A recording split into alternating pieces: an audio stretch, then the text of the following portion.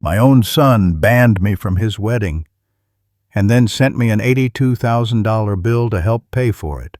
No invitation, no conversation, just a cold, itemized list demanding I fund the happiest day of his life while making it painfully clear I wasn't welcome to witness it. The arrogance was stunning, but the hurt cut deeper than the number on that paper. He truly believed I'd still write the check. He didn't know me as well as he thought. Follow my story until the very end and comment the city you're watching from so I can see just how far my story travels. Because what happened next, it wasn't revenge. It was justice. The envelope landed on my kitchen table with a heavy thud, the kind that made you think it carried something important, something personal. My heart lifted for a moment. For months, Ryan hadn't called, hadn't texted, hadn't even so much as liked one of my posts online. Maybe, just maybe, this was my invitation. I ran my fingers along the cream-colored seal, careful not to tear it. Inside, I imagined embossed cardstock, elegant gold lettering, maybe a handwritten note telling me he wanted me there after all. But when I tore it open, no invitation slipped out, just a folded sheet of paper and a thick packet stapled behind it. The first thing my eyes caught was the number at the bottom. $82,000. My heart stuttered. I looked up, scanning the rest. Venue, $50, $1,000. Catering, $20, $1,000. Honeymoon in Maui, $12,000. And there in Ryan's handwriting, just below the total, "Dad, be grateful I'm letting you contribute. Send the check soon. Ryan." The words hit me like a punch. I read them again, slower this time, hoping I'd misunderstood. But no, there it was. The same son who told me in no uncertain terms months ago that I wasn't welcome at his wedding, now had the gall to send me the bill for it. I set the paper down. My hands were steady, but my chest felt tight. It wasn't just the insult. It was the arrogance. Somewhere along the way, Ryan had started seeing me not as his father, but as a walking wallet. And I had let him. The clock on the wall ticked softly.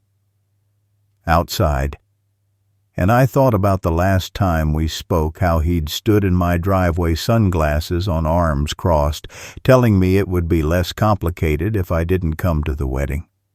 I remembered watching him get into his car without looking back. Now here I was, holding his invoice. I picked up the bill again, not because I needed to read it, but because I needed to feel it in my hands. I needed to remember exactly how it felt in this moment. I reached for my phone and scrolled to his name. My thumb hovered over the call button, but I stopped. No, this wasn't the kind of conversation that would happen over the phone. He wanted to play a power game, and I wasn't about to give him the upper hand.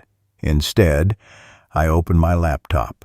It had been gathering dust for months, but the screen flickered to life. I typed his fiancée's name, Melissa, and hit enter. There she was, all over social media, smiling in white dresses, at bridal fittings, showing off floral arrangements, posing in front of the Ashford estate with captions like, "Counting down the days, November 15th. That was the date. Just 3 weeks away. I leaned back in my chair. I could already see the pieces falling into place. The vendors, the contracts, the deposits. None of this could happen without final payments. And Ryan clearly expected me to make them.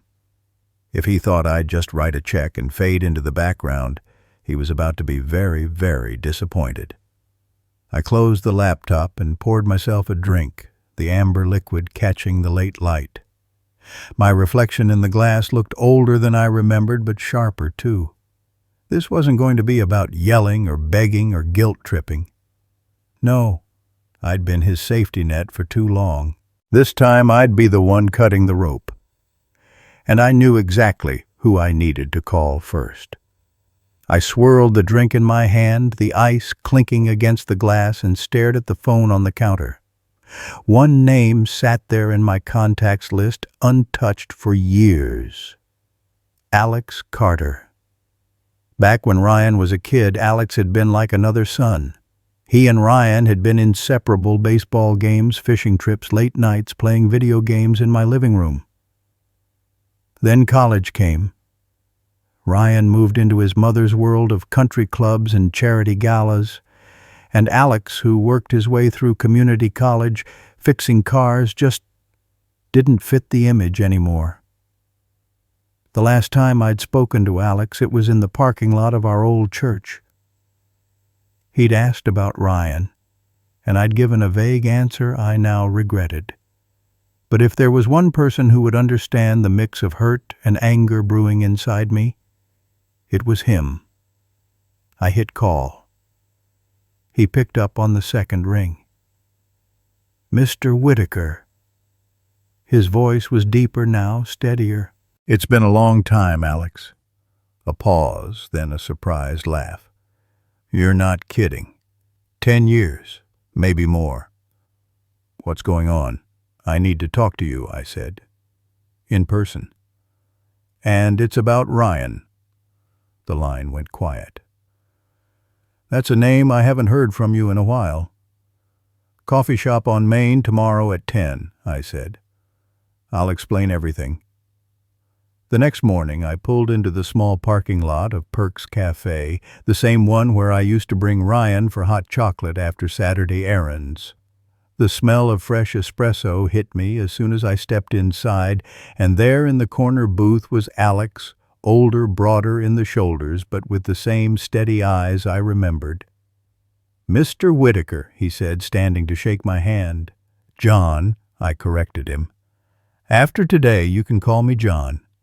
We sat down, and before the waitress even brought my coffee, I slid the folded bill across the table. He picked it up, eyes scanning each line until his lips curled into something between disbelief and disgust. He banned you from the wedding and then sent you the bill, $82,000, I said. Itemized. Even the honeymoon. Alex leaned back, whistling low. That's bold. It's beyond bold. It's insulting, and I'm not paying a cent. He studied me for a moment. So why am I here? I met his gaze. Because I know you don't owe Ryan any favors, and I know you've built a career finding things people don't want found. Alex chuckled. Private investigations, mostly divorce cases and corporate theft. But yeah, I dig where others don't. I want you to help me pull the rug out from under this wedding, I said quietly. Not out of spite. Out of principle. He thinks money just appears because he demands it. It's time he learns otherwise. He took a slow sip of coffee, considering. What exactly do you have in mind? Every vendor they've booked is counting on final payments, I said. I know the date, the venue, and the name of every company involved thanks to Melissa's oversharing on social media. If they think the wedding is in jeopardy, things will start to unravel. I just need to give them a reason to think that. Alex grinned. So you want to introduce a little uncertainty into their big day. That's one way to put it. We spent the next hour going over details. Alex would start quietly keeping an eye on the venue, snapping photos, listening for anything useful. Meanwhile, I'd make discreet calls to the vendors, asking vague but pointed questions about contract clauses and payment deadlines. Nothing outright dishonest, just enough to plant seeds of doubt. When we finally stood to leave, Alex clasped my hand firmly. You know, John, this is probably going to get messy. It's already messy, I said, but for once it's not on my hands. That night I sat at my kitchen table with a legal pad scribbling down names and numbers. The Ashford Estates main office, Petals and Lace Florists, Silver Spoon Catering. Each name was a brick in the wall Ryan had built to impress the world, and each one was now a weak point. The first call I made was to the wedding planner, Mark Bennett. His voice was smooth, rehearsed, the kind of tone you'd expect from someone who charged triple for saying exclusive. "Mr. Bennett," I said evenly, "this is John Whitaker. I'm listed as a financial contributor for the Whitaker Grant wedding." "Yes, of course," he said, perking up instantly. "We're thrilled to have such a beautiful event coming together. I'm afraid there's been a development," I cut in, "until I speak directly with my son about some concerns. I'll be holding off on any further payments. I thought it best to let you know." There was a long pause. "I see," Bennett said carefully. "Well, without the balance, there could be scheduling issues. The estate is very strict about its payment timelines." "I understand," I said, and ended the call before he could recover his sales pitch. I sat back, letting the quiet settle. The first domino had been nudged. It wouldn't fall yet, but it would. Alex texted me later that evening. "Melissa met with the florist today. Looked tense. Got a pic. Will send." The photo came through a second later. Melissa in a cream sweater, arms crossed, standing too close to the florist's counter. Even through the grain of the phone camera, I could see at the first hairline crack in their perfect facade. I poured another drink and stepped out onto the porch. The air was cool, carrying the faint scent of wood smoke from somewhere down the street. For the first time in a long while, I didn't feel powerless. Ryan had taken the first shot when he sent me that bill. Now it was my turn to return it, measured, calculated, and without a trace of guilt. The next morning I woke before the alarm, the legal pad still sitting on the table where I'd left it. The list of vendors stared back at me like an unfinished chess game. I poured myself a cup of coffee and sat down, the steam curling into the cool air of the kitchen. Today, I decided, was not about rushing, it was about precision. If this was going to work, it had to feel like the wedding was unraveling from the inside, not from my hand. By 9 o'clock, I was dialing the number for Petals and Lace Florists. A woman with a bright, almost artificially cheerful voice answered. "Petals and Lace, this is Marjorie." "Good morning, Marjorie. This is John Whitaker. I believe you're handling the floral arrangements for the Whitaker Grant wedding." "Yes, that's correct. Gorgeous setup we've planned. White orchids, pale pink roses, imported eucalyptus. It's going to be stunning." "I'm sure it will," I said smoothly. "But I wanted to check on something before I release the final portion of my contribution. Have you received confirmation from the venue about their November 15th availability? I've heard there might be some conflicts." There was a beat of silence. "Conflicts?" she asked cautiously. "Oh, maybe I'm mistaken," I said, as if backtracking. "It's just someone mentioned the estate had overbooked weekends. I'd hate to see your hard work caught in the middle." Her voice wavered just enough for me to know the seed had been planted. I'll make sure to double-check with them," she said. "Of course," I replied, ending the call before she could probe further. I sipped my coffee, satisfied. The game was subtle, never giving them anything concrete, just enough smoke to make them wonder if there was fire. By early afternoon, Alex called. "You'll like this," he said without preamble. "I was at the estate this morning. Melissa showed up, didn't even say hello to the staff, went straight to the manager's office. She came out looking like she'd swallowed a lemon. What did you hear? Not much, something about payment deadlines and holding dates. But here's the kicker. The catering truck pulled up while I was leaving and they weren't unloading. Just sitting there, engine running. Like they were waiting for a green light that never came." I leaned back in my chair. Good. Let them stew. That evening I was in the garage going through an old box of papers when my phone buzzed. It was Ryan. I stared at the screen until it stopped ringing. 10 seconds later, a voicemail notification appeared. Against my better judgment, I hit play. "Dad, it's Ryan. Look, I don't know what you've been telling people, but the vendors are calling us non-stop." Melissa's stressed out of her mind. "If you've got a problem, talk to me, not them. And if you're holding up payments, you're going to ruin everything. Call me back." His voice was tight, almost frantic. I replayed it twice, not because I needed to hear the words again, but because I wanted to hear the cracks in his composure. I didn't call him back. The following day, I reached out to Silver Spoon Catering. The owner, a brisk man named Harvey, answered. "Silver Spoon Harvey speaking." "Mr. Harvey, this is John Whitaker. I understand you're catering the Whitaker Grant wedding at Ashford Estate." "That's right. Big event, 4-course, plated dinner, champagne, toast, the works. I wanted to ask, has the estate confirmed your kitchen access for that day? I heard from another vendor they've been juggling multiple events." He grunted. "Kitchen access. It's in the contract. But I'll check with them, just in case." "You know how these things go," I said lightly.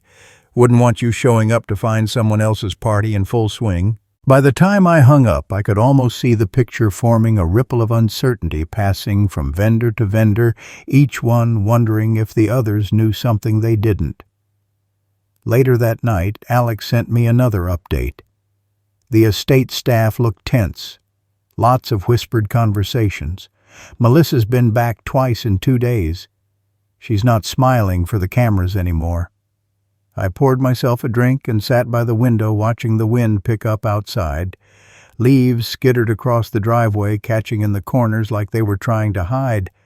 I thought about all the years I'd bailed Ryan out, car repairs, overdue rent, credit card bills. Every time I'd told myself I was helping him get back on his feet. But maybe I'd just been keeping him from learning how to stand. And now, with his perfect day teetering on the edge, he was finally feeling what it was like when the ground wasn't solid beneath him. I slept better that night than I had in months. 2 days later, I was wiping down the kitchen counter when the phone rang again. Ryan. I almost let it go to voicemail, but something told me to pick up this time. "Dad," he said. Without a greeting, his voice clipped. "What the hell is going on?" "The florist called, saying you told them the venue might cancel. The caterer's asking if we've got the kitchen booked. Melissa is freaking out." I leaned against the counter, keeping my tone even. "Ryan, I haven't lied to anyone. I've just asked a few reasonable questions before deciding whether to make a financial contribution. Seems like that's my right."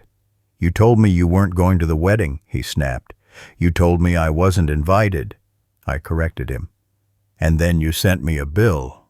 I think that changes the terms of our relationship."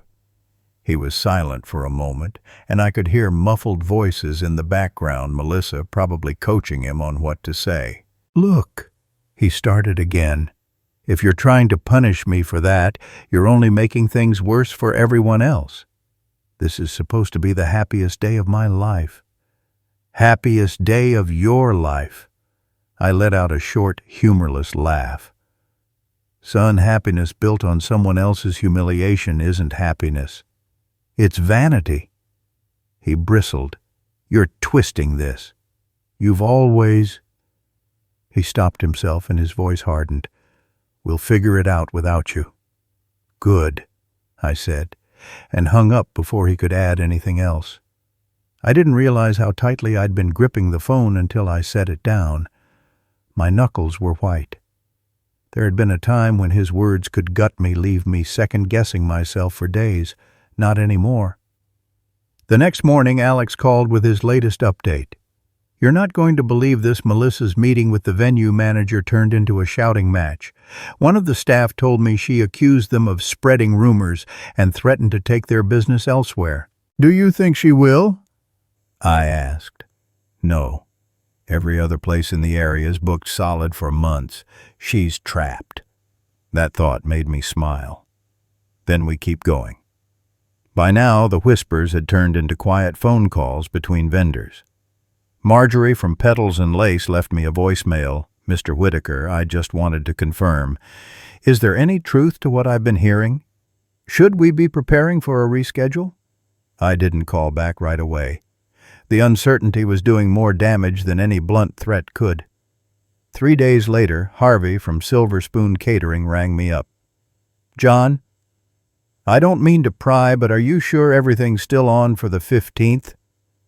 We've had 2 other inquiries for that date, and I can't hold my staff in limbo forever." "I'd do what's best for your business, Harvey," I said evenly. "If there's even a hint of trouble with the estate, you don't want to be caught in the middle." I could almost hear the wheels turning in his head. That evening, I met Alex at Perk's Cafe again. He slid into the booth with his phone in hand, grinning like a man who'd just found a winning lottery ticket. "Got a photo for you," he said, turning the screen toward me. Melissa was in the picture, still in one of her designer coats, but her hair was pulled back messily, her makeup smudged. She was standing outside the estate talking to Ryan, her hands gesturing sharply. Ryan's face was pinched, his shoulders hunched, like he was trying to disappear into himself. "She doesn't look like someone about to have the perfect wedding," Alex said.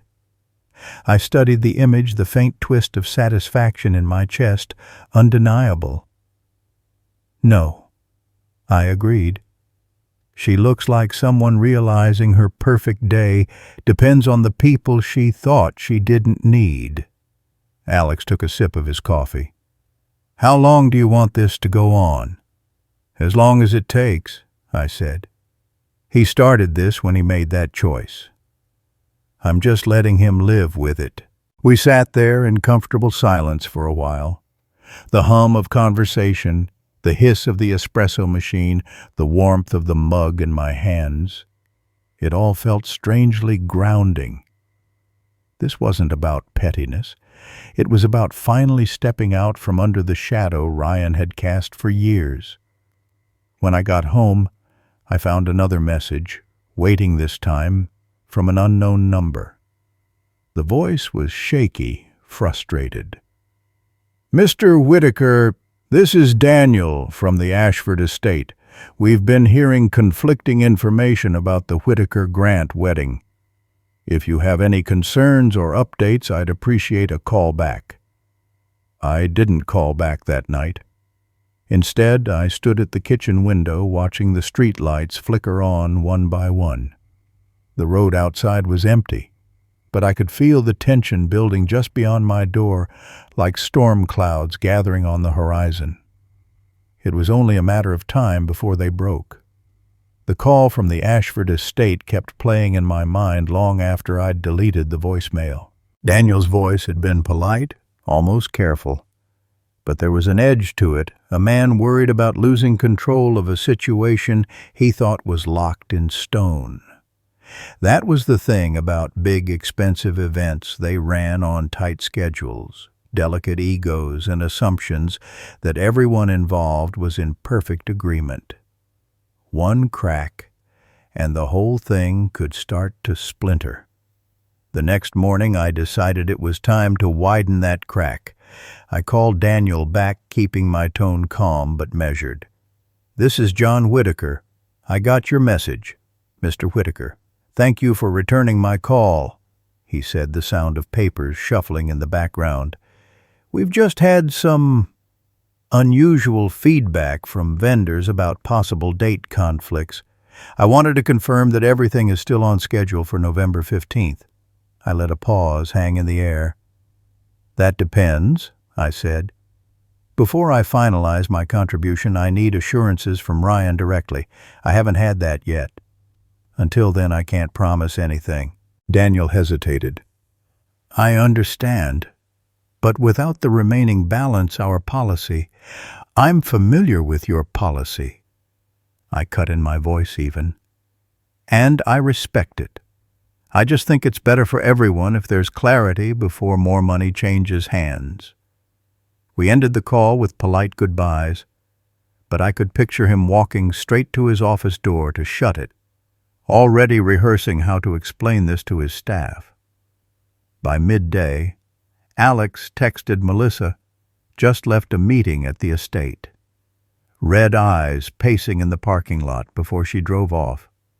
He followed it with another message Ryan wasn't with her. That surprised me. In all the social media posts I'd seen, they were practically glued at the hip. If they were splitting up their vendor meetings, it meant tension was pulling them in different directions. Later that afternoon, while I was sweeping leaves off the porch, the phone rang again. This time it was Melissa. Her voice was tight but trying to sound composed. "John, this is Melissa. I don't know what kind of game you're playing, but it needs to stop.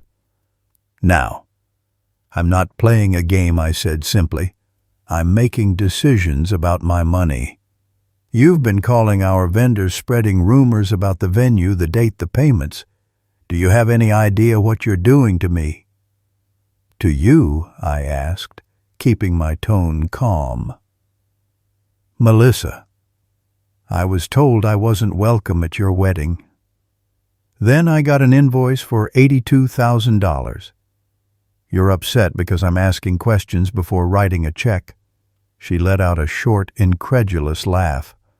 "Ryan said you'd be difficult, but I didn't think you'd try to sabotage us." "I'm not sabotaging anything. I'm just letting the truth breathe. If your wedding plans can't survive a few questions, maybe they're not as solid as you thought." There was a sharp inhale on the other end. "We'll figure it out without you," she said finally, and hung up. When I told Alex about the call that evening, he smirked. "She's rattled. People like her don't pick up the phone themselves unless they're feeling the heat." Over the next 2 days, the ripple effect grew. Harvey from Silver Spoon left another message, sounding more anxious this time. "John, we need to know if this event is secure. I've got staff threatening to take other jobs that weekend." Marjorie from the florist texted me directly. "Heard from catering. They're on the fence. Should I be looking for another client for that date?" And then came the one I'd been waiting for. Daniel again. "Mr. Whitaker, if the balance isn't received within 72 hours, the estate will have no choice but to release the date. Please advise." I saved that voicemail. That night I sat across from Alex at the cafe, the hum of conversation around us barely registering. 3 days, I said, sliding my phone across so he could hear Daniel's message. Alex nodded slowly. "If they lose the venue, everything collapses. The vendors will scatter. They'll have to start from scratch or cancel outright." I stared into my coffee, thinking about the look on Ryan's face the last time I'd seen him in person, that mix of entitlement and distance. He'd expected me to bend to give in because I always had. This time he'd backed himself into a corner. "Let's see if he calls me before the 72 hours are up," I said finally. The wind outside rattled the cafe windows, and for the first time in years, I felt like I was no longer the one waiting for the storm. This time, I was the storm. The 72 hours started ticking the moment Daniel left that voicemail, and I knew it. I didn't circle the deadline on the calendar or set reminders on my phone. I didn't need to. The clock was in my head each hour, stretching out like a taut wire. By the second day, I half expected Ryan to show up at my door, pride swallowed, ready to talk. But all I got was silence. That silence was telling. It meant he still believed I'd crack first. It meant he thought history would repeat itself, that I'd fold under the idea of him being angry with me. But this time, every hour that passed without his voice on the other end of the line just steeled my resolve. On the morning of the third day, I was making coffee when the phone finally rang. "Ryan." "Dad." He said, skipping any pleasantries. "Daniel says the date's in jeopardy unless the balance is paid today. Are you going to do this to me? To us?" "I'm not doing anything to you," I said evenly. "I'm refusing to finance an event I wasn't invited to. There's a difference." "You're twisting it again," he snapped. "You could just write the check and be done with this."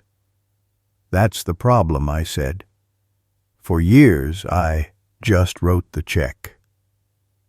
"And what did it teach you that you can cut me out of your life and still expect me to bankroll it?" "That ends now." There was a long pause. When he spoke again, his voice had dropped, almost pleading. "Melissa's family can't cover this. If you don't help, we'll lose everything we've planned." I leaned against the counter, my hand warm around the coffee mug. "Then maybe you should have thought of that before you decided I wasn't welcome." His tone hardened again. "You'll regret this, Dad." "Maybe," I said, "but I doubt it." I hung up before he could say more. My heart was pounding not from guilt, but from the strange relief of having said exactly what I meant. By noon, Alex texted me. Hearing chatter at the estate. Staff saying the Whitaker Grant wedding might be on hold. Melissa showed up in sunglasses, wouldn't talk to anyone. Later that afternoon, my phone buzzed again. This time it was Daniel, his voice stripped of the practiced warmth from before.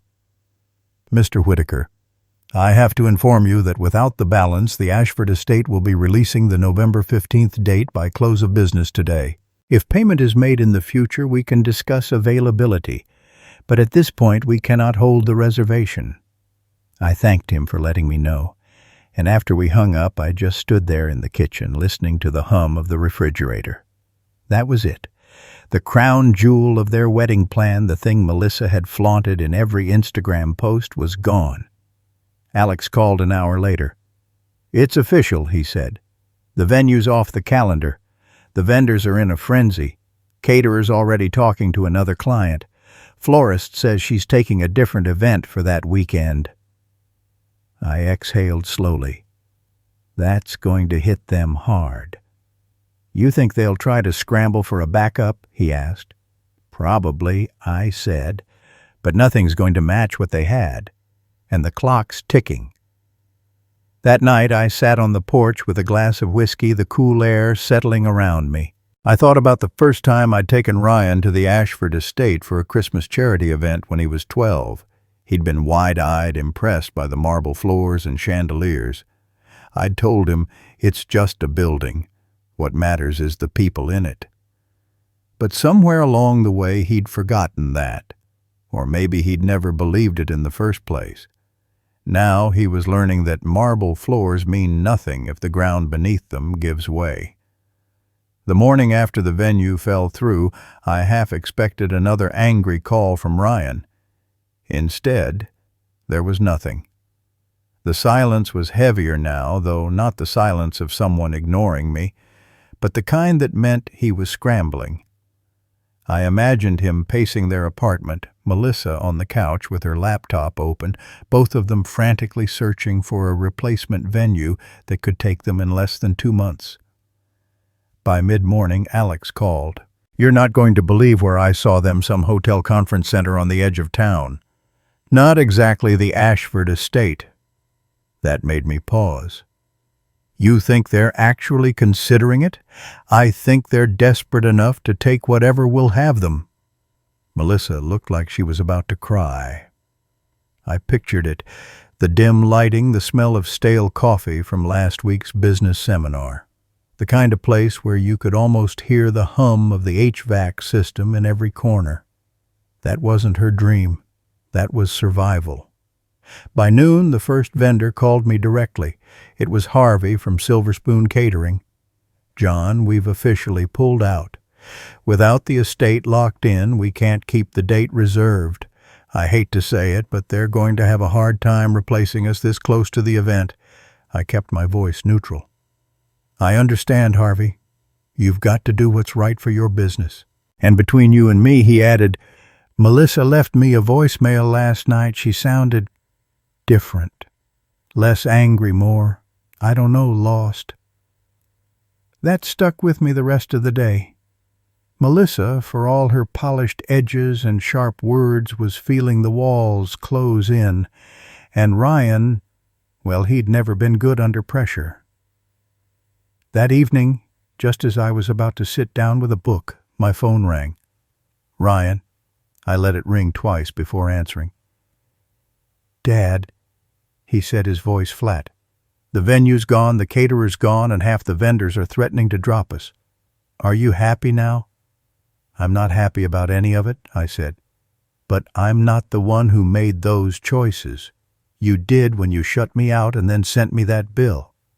"You could fix this," he said. "Right now, you could call the estate, pay the balance, and we'd be back on track." "Ryan," I said quietly, "sometimes you have to live with the consequences of the bridges you burn. This is one of those times." His breath caught like he was about to argue, but instead he muttered, "Melissa's blaming me for this. She says I should have handled things with you better." I didn't say it out loud, but she wasn't wrong. "Maybe she's right," I said. He let out a bitter laugh. "You've wanted to see me fail for years, haven't you?" "No," I said firmly. "I've wanted to see you stand on your own 2 feet. This just happens to be the moment you're learning how." The call ended abruptly, and for a while I just sat there staring at the darkened window. Somewhere in the distance a dog barked, and the sound of a passing car faded into nothing. I could almost feel the shift happening not just in the wedding plans, but in Ryan himself. Whether he realized it or not, the foundation under his feet was changing, and I wasn't sure yet if he'd crumble with it or finally start building something real. 2 days passed before I heard from either of them again. It was almost peaceful, like the air after a heavy storm, quiet, but charged with something unspoken. Then on a gray Thursday afternoon, the phone rang. This time it was Melissa. Her voice was calm in a way that made me sit up straighter. "John, I think we need to talk." "That's new," I said. "I'm serious," she replied. "The wedding's in less than 2 months, and we've lost the venue, the caterer, and most of the decor. Well, he's not handling it well. I thought maybe we could put the past aside and figure out a solution." I leaned back in my chair, letting her words hang for a moment. "Melissa, the past isn't just something you put aside when it's convenient. You made it clear I wasn't welcome. That doesn't disappear because you need me now." "I was wrong," she said quickly. "I was angry and I let my pride get in the way. But this is important to Ryan. And to me." For a moment I almost believed her. But then I remembered the way she'd said my name the first time she called to demand money. Sharp, impatient, like I was an obstacle instead of family. "What exactly are you asking for?" I said. "Help us book another venue," she replied. "It doesn't have to be the Ashford estate, but we need something respectable. I know you have connections." Connections? That word hit a nerve. I'd spent decades building relationships in this town. Relationships they hadn't valued until now. "I do have connections," I said slowly, "but I don't use them for people who only remember my worth when they're desperate." There was a pause and I could hear her inhale sharply. "So that's it. You're just going to let your own son's wedding fall apart?" I kept my voice steady. "I'm going to let my son see what happens when you push someone too far." She muttered something under her breath and hung up. That night, Alex stopped by with takeout. We sat at the kitchen table while he caught me up. "Word around town is they're down to 2 options, an overbooked country club and a renovated barn 30 miles out." I smirked. "A barn. Melissa must love that." "Apparently she cried in the parking lot," Alex said. Ryan didn't look much better. I opened my beer and took a long sip. They'll either settle for less or cancel. Either way, this isn't going to be the wedding they imagined. The next day, I ran into Harvey from Silver Spoon at the grocery store. He gave me a knowing smile. Heard they're courting a new caterer. Small outfit. Doesn't have half our resources. They'll make do, I said. As I walked back to my car, I realized something. This wasn't just about the wedding anymore. This was about a shift in balance. For years, I'd been the one bending, making peace, giving in. Now, for the first time, they were the ones feeling the strain of my absence. And deep down, I knew the real lesson hadn't even landed yet.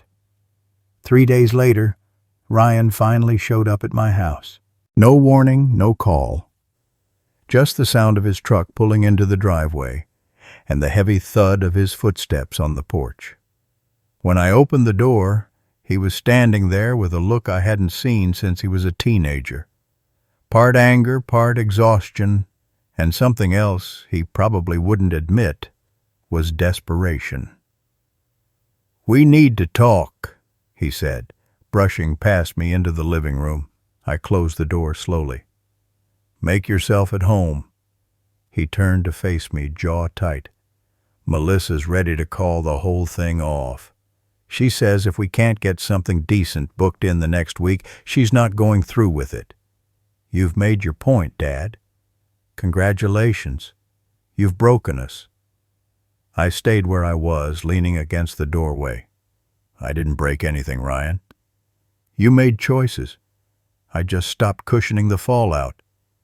His voice cracked, though he tried to hide it. "Do you know what it's like watching everything you've planned for a year unravel? People are talking. Her family thinks I'm incompetent, and now she's questioning whether we should even get married." I walked over to the armchair and sat down, motioning for him to do the same. He didn't. "Ryan, maybe that's not the worst thing. If your marriage can't survive losing a venue, what's it going to do when life throws something real at you?" "That's not the point," he snapped. "The point is you could fix this and you won't. You'd rather watch me drown than throw me a rope." I met his eyes. "I threw you ropes for years. You cut them every time." He looked away, rubbing the back of his neck. For a moment the room was quiet except for the ticking of the clock on the mantel. Then he said more softly, "I don't know what you want from me." "I want honesty," I said. "I want respect. I want to stop feeling like a checkbook you can call when things get bad." He let out a long breath and sank onto the couch, elbows on his knees. "I don't know if I can fix everything with Melissa, but I don't want to lose you completely." There it was. Not an apology, not yet, but the first crack in the wall he'd built between us. I leaned forward. "You won't lose me, but you're going to have to learn that love and money aren't the same thing, and you don't get both without earning one." He nodded slowly, though I could tell the words stung. When he left, there was no dramatic ending, no raised voices, just a heaviness in the air and the faintest glimmer that maybe, just maybe, he was starting to understand. But I also knew we weren't done yet. Not even close. The weekend after Ryan came by, I didn't hear from him at all. No texts, no calls. I figured he was licking his wounds, maybe trying to patch things up with Melissa. But by Monday morning, Alex called me with an update. "You're not going to believe this," he said, his voice carrying that mix of amusement and disbelief. "They booked the barn." I blinked. "The one 30 miles out?" "Yep. And get this, it's not even finished being renovated. Place still smells like sawdust. They're telling people it's rustic chic." I let out a slow breath, leaning back in my chair. "Melissa must be thrilled. Thrilled enough to post about it on social media," Alex said. "She's trying to spin it like it was their first choice all along. That was Melissa. If she couldn't win, she'd rewrite the scoreboard." 2 days later, I ran into Marjorie from Petals and Lace outside the post office. She shook her head before I even asked. They came to me for flowers again, but they're slashing the order. Half the budget gone. Said they're reprioritizing. I could hear the irritation in her voice. Are you still doing it? I asked. Only because I don't have another wedding that weekend. But John, they're not happy. Not with me. Not with each other. That night I sat on the porch, the air cooling as the sun dipped behind the trees. I thought about Ryan, about the stubbornness he'd inherited from me. It was a strange thing to see your own flaws reflected in someone else magnified. The next morning the phone rang again. Ryan's name lit up the screen. I answered, and for once his voice didn't have that hard edge.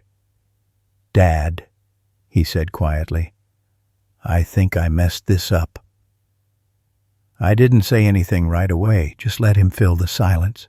I thought I could handle this without you. I thought maybe I was proving something, but it's a mess. Melissa's stressed all the time, and we're fighting more than we're planning. I don't even know if the wedding's going to feel like a wedding anymore. I could hear the weariness in his voice, the kind that doesn't come from losing a venue or a caterer, but from realizing you're not in control. "Ryan," I said, "finally, it's not about the venue, or the flowers, or the menu. It's about the way you treat people. If you want to fix this, that's where you start." He was quiet for a long time before saying, "I know. I just don't know if it's too late." And for the first time in a long time, I felt like he wasn't talking about the wedding at all. A few days later, Ryan showed up again. This time he didn't have the defensive stance or clipped tone. He looked smaller somehow. Tired. I was out in the yard trimming the hedges when his car pulled up. He stood there for a moment like he wasn't sure if he should get out. When he finally did, he walked slowly up the path. "Got a minute?" he asked. "Always," I said, setting the shears down. We went inside and I poured us both coffee. He sat at the table staring into his cup, like the steam might give him the answers. "Melissa's been staying at her sister's for the past few nights," he said finally. "She says she needs space." I raised an eyebrow. Because of the wedding mess? Because of everything he admitted. She thinks I've been too focused on proving I can handle things on my own instead of just making it work. I took a sip of coffee, letting his words hang there. "She's not wrong." He gave me a look but didn't argue. "I've been thinking about what you said, the part about how I treat people. I guess I've been so busy trying to be independent that I didn't notice I was burning bridges while I was at it." "That's the thing about bridges," I said quietly. "They don't burn quietly, but sometimes you don't realize how much you need them until you're standing on the wrong side of the river." He let out a humorless laugh. "Yeah, and right now I'm on an island." We sat there for a while, the only sound the faint hum of the fridge. Then he said, "I'm not here to ask for money. I'm here to ask, what do I do? How do I fix this?" That caught me off guard. For years, Ryan had never asked me for advice unless it came with a dollar sign attached. "Start with honesty," I said. "With her, with yourself. Admit what you did wrong, and then decide if this wedding is about appearances or about a marriage." He nodded slowly like he was turning the words over in his mind. "And with you, with me," I said, "you start by not seeing me as a safety net you can use when it's convenient. You want a relationship? Ryan, build it.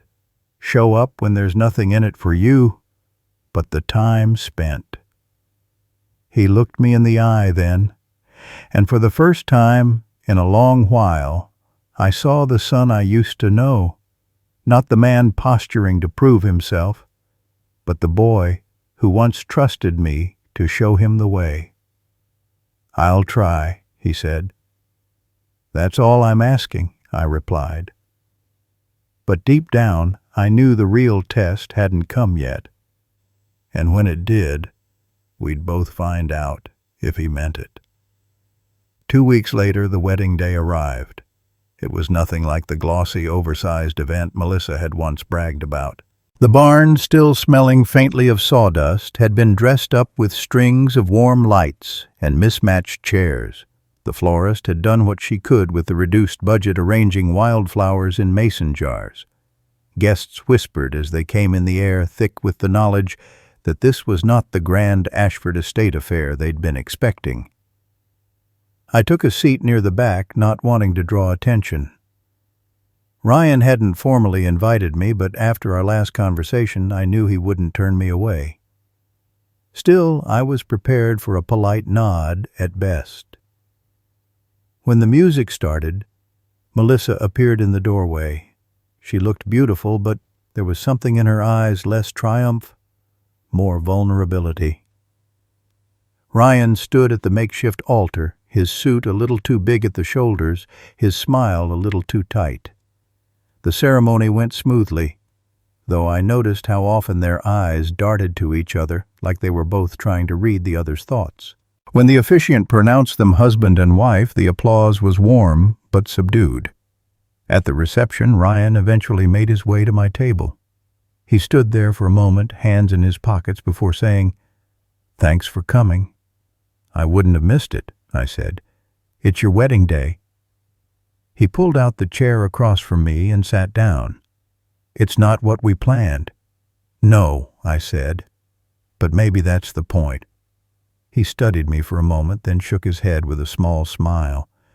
"You know, if you'd bailed us out back then, we'd probably be sitting in some marble hall right now pretending everything was perfect. And I'd still be thinking I could treat people however I wanted and get away with it." I didn't respond right away. I wanted to let him sit with that realization because it was his, not something I'd forced on him. "Melissa and we've been talking," he went on, "about the way we handled things, about how we treated you. We're not proud of it." "I'm not proud of it?" I met his eyes. It takes a lot to say that. It took losing almost everything, he admitted. For the first time in months, I felt the tightness in my chest loosen. "You didn't lose everything," I said. "You still have a marriage. And if you're smart, you'll build it on better ground than the one you started with." He nodded, and for the rest of the evening, he didn't drift far from my table. We didn't talk about money, or the venue, or the months of bitterness between us. We just talked about work, about his childhood memories, about nothing and everything. By the time I left, I realized something. The wedding wasn't the victory Melissa had wanted, and it wasn't the spectacle Ryan had once imagined. But for me, it was something better. It was the first step toward rebuilding something far more important than a one-day event. And maybe, just maybe, that was worth more than any marble hall.